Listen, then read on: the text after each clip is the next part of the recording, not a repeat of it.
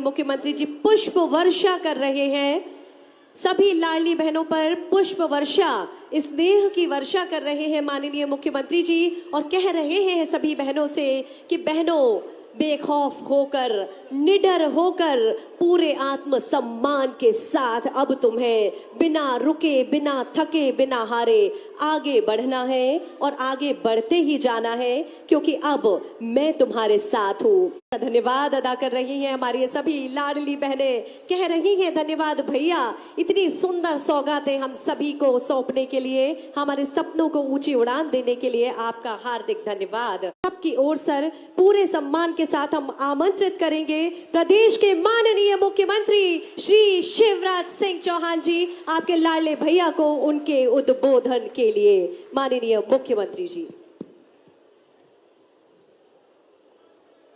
फूलों का, तारों का सबका कहना है, लाखों हजारों ये मेरी बहना है, जिंदगी में इनकी मुझे खुशियां लाना है। फूलों का, तारों का सबका कहना है, लाख एक हजारों में मेरी बहना है, सारी उम्र हमें संग रहना है।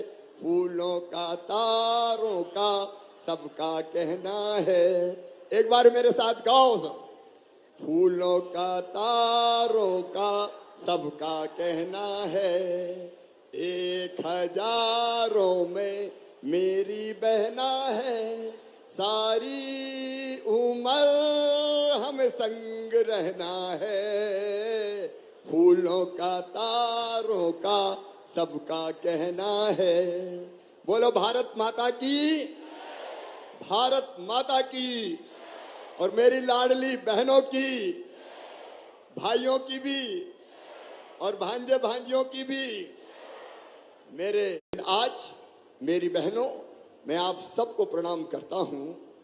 सचमुच में लाडली बहना योजना बहनों की जिंदगी में और समाज की जिंदगी में भी एक सामाजिक क्रांति है। अब ये योजना मेरे दिल में कैसे आई, मेरे दिमाग में कैसे आई, आज ये बात मैं अपने भाइयों से भी शेयर करना चाहता हूं और अपनी बहनों से भी कहना चाहता हूं। मैं कोई भाषण नहीं दे रहा, मैं अपने दिल की बात अपनी बहनों से और अपनी बेटियों से करना चाहता हूं। मेरी लाडली बहनों, बचपन से मैंने अपने गांव में, अपने घर में बेटियों के साथ अन्याय होते हुए देखा था। बेटी का जन्म प्रसन्नता का कारण नहीं होता था।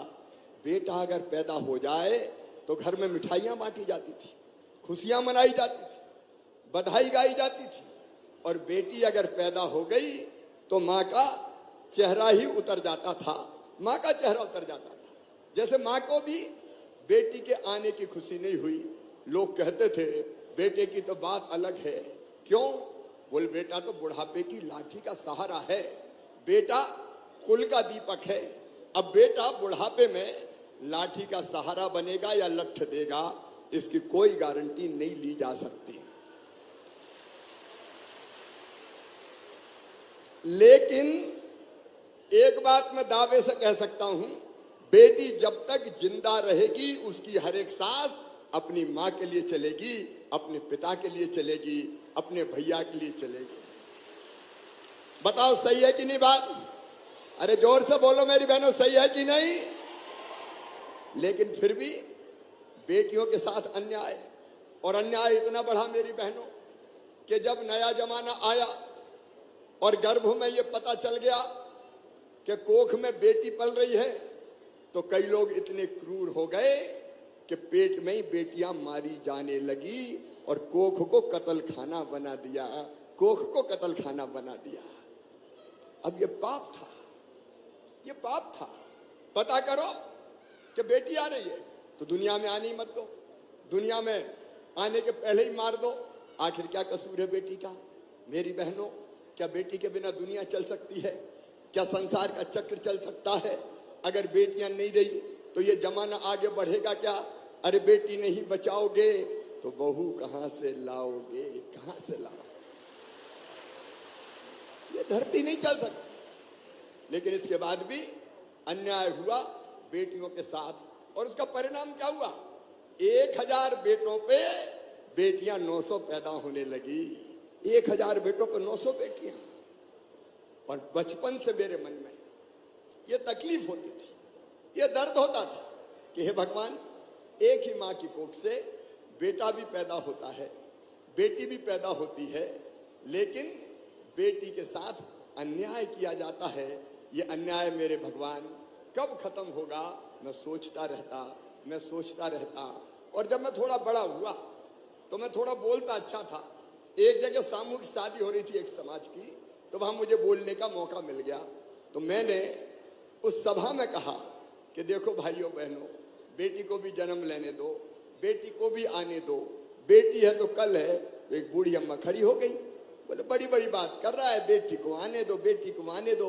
बेटी आ गई और बड़ी हो गई तो शादी में दहेज क्या तू दिलवाएगा? बात करने आ गया, बेटी को आने दो।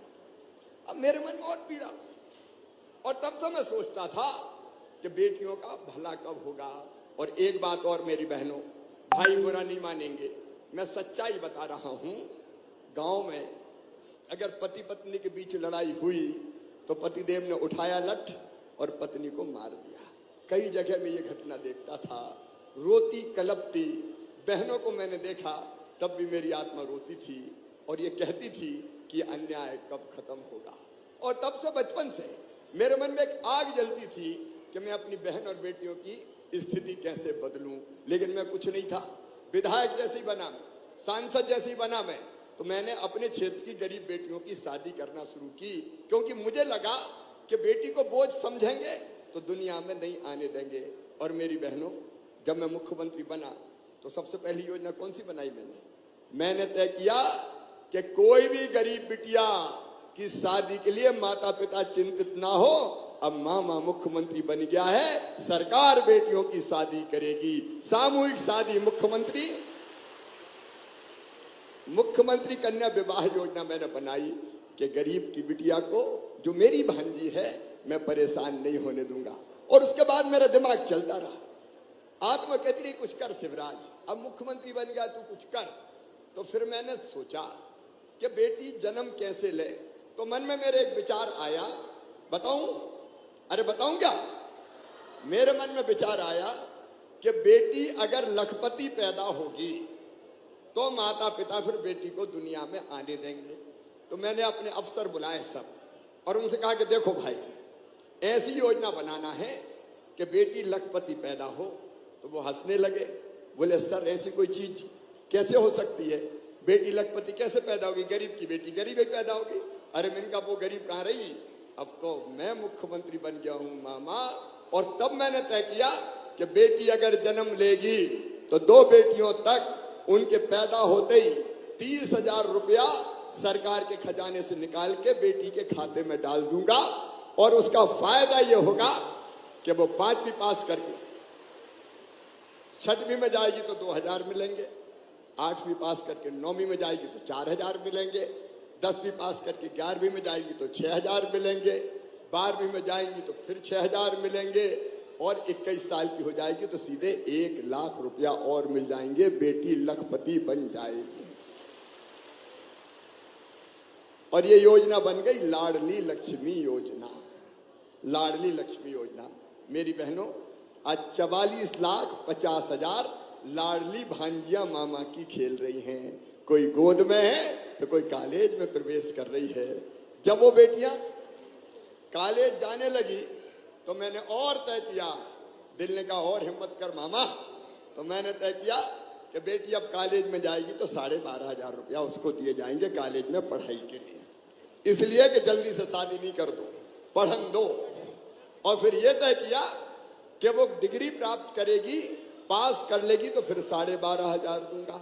और मेरी बहनों और मेरे भाइयों, तुम भी सुन लेना, अब मैंने ये भी तय किया है, मेरी लाडली लक्ष्मी बेटियां अगर मेडिकल कॉलेज में जाएगी, इंजीनियरिंग कॉलेज में जाएगी तो फीस चाहे 8 लाख हो, चाहे 10 लाख हो और चाहे 12 लाख हो, उनके मम्मी पापा नहीं भरवाएंगे। कौन भरवाएगा? अरे जोर से बताओ, कौन भरवाएगा? मामा भरवाएगा। मेरी लाडली लक्ष्मी बेटियां जिनको मैंने ऐसी गोदी में खिलाया था, अब कॉलेज में पढ़ रही है। बहनों की, बेटियों की जिंदगी बदलना शुरू हुई और इसका परिणाम ये हुआ कि अब 1000 बेटों पे 900 के बजाय 956 बेटियां पैदा हो रही है। बेटियों की संख्या बढ़ गई और जब तक 1000 पे 1000 बेटियां पैदा नहीं होगी, मामा चैन की सांस नहीं लेगा। बराबर बराबर करूंगा बेटा और बेटी दोनों को। सही बात है कि नहीं? फिर और कई चीजें मैंने की। मुझे लगा कि मेरी बहनें ताकतवर बने, शक्तिशाली बने, तो और क्या करना चाहिए। तो एक काम और बताता हूं। पहले जब चुनाव होते थे पंचायत के, नगर निगम के, मेरी पार्षद बहनें बैठी है उधर सब, नगर पालिका के, मेरी बहनों रिजर्वेशन नहीं था तो चुनाव कौन लड़ते थे? पतिदेव लड़ते थे। साहब लड़ेंगे चुनाव। मैडम क्या करेगी? बोले घर में रोटी बना, 50 लोग आ रहे हैं, आज चुनाव है, जरा सबको खाना खिलाना है। तो बेटी बेचारी बहने मेरी रोटी बेलती रहे और साहब चुनाव लड़ते थे। मैंने कहा शिवराज क्या करना चाहिए रे? तो हमने तय किया कि यार ऐसा करो, आधी सीटें बहनों के लिए रिजर्व कर दो, वह भैया चुनाव ही नहीं लड़ सकते, तब लड़ पाएंगे, नहीं लड़ने थोड़ी देंगे ये उनका। तो चुनाव में तय कर दिया कि आधी सीटों पे केवल मेरी बहनें लड़ेंगी, वहां भैया चुनाव नहीं लड़ेंगे। 50% रिजर्वेशन। और उसका फायदा कितना हुआ? ये मेरी पार्षद बहनें बैठी है, अभी जिला पंचायत की अध्यक्ष हमारी बहन बैठी है। अच्छा ईमानदारी से बताना मेरी बहनों, दिल से, अगर मैं चुनाव में बहनों के लिए सीटें रिजर्व नहीं करता तो बताओ साहब चुनाव लड़ने देते क्या? अरे डरा क्या कर रही, जोर से बताओ ना। लड़ने देते क्या? नहीं लड़ने देते, रोटी बना। लेकिन आज मेरी बहनें राज कर रही हैं, अलग अलग पदों पे बैठी है और इससे स्थिति बदलना शुरू हुई। पहले तो पर्दे के बाहर ही नहीं आने देते, चल घर। लेकिन अब देखो अब कैसी सरकारें चला रही हमारी बहनें। हमने ये भी किया, एक काम और किया मैंने, वो और आज बताता हूं आपको। मेरी बहनों, पतिदेव को संपत्ति खरीदना है, मकान खरीदना है, कोई और चीज खरीदना है, तो कौन के नाम खरीदते थे? खुद के नाम। मैंने कहा दिमाग लगा शिवराज, कोई चीज ऐसी करके बहनों के नाम भी तो कोई चीज खरीदी जाए, खेत हो, मकान हो, कोई संपत्ति हो। तो हमने तय किया कि बहन के नाम, अगर पत्नी के नाम पतिदेव संपत्ति खरीदेंगे, मकान, खेत, दुकान, तो उसमें स्टाम्प शुल्क, रजिस्ट्री शुल्क कम लगेगा। अगर आदमी खरीदेगा तो 3% और बहन खरीदेगी तो 1%। उसका परिणाम क्या हुआ बताओ? अरे इस पे जोर से ताली बजाओ ना। भाई बहन बात कर रहे हैं बच्चों। अब इसका परिणाम ये हुआ कि साहब ने सोचा यार रजिस्ट्री के पैसा बच रहा है तो मेरे नाम के कायद करवाओ, जय के नाम करवा दूं। तो बहनों के नाम मकान, दुकान, खेत खरीदे जा रहे हैं। बताओ भैया ने अच्छा किया कि बुरा किया? लेकिन इसके बाद भी मेरे मन को चैन नहीं था, एक बेचैनी थी। विशेषकर मैं मेरी गरीब बहनों को देखता था। मेरी गरीब बहनें, मजदूरी करने वाली, 5 एकड़ से कम खेती है जिनकी, उन परिवारों से आने वाली, निम्न मध्यम वर्गीय परिवारों वाली, अगर बताओ 1000 रुपया की भी जरूरत पड़ जाए तो कितनी परेशानी होती थी। एक एक पैसा के लिए घर में पैसा मांगो, पतिदेव से मांगो और कहीं से मांगो।